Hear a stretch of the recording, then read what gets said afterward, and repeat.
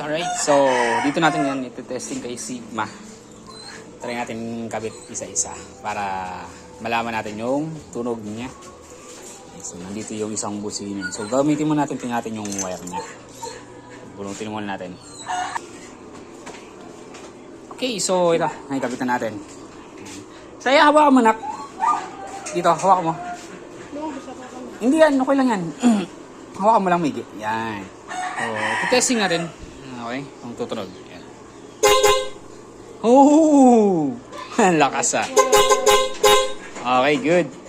So, tingnan natin yung kabila naman. Palitan naman natin. Yan, kabit natin tong isa.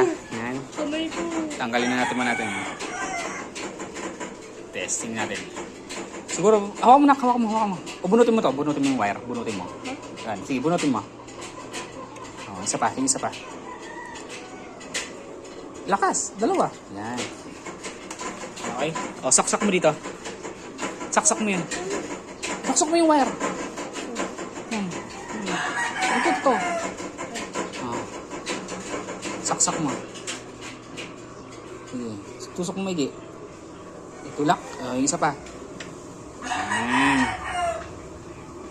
Sige. Sige, abot yan.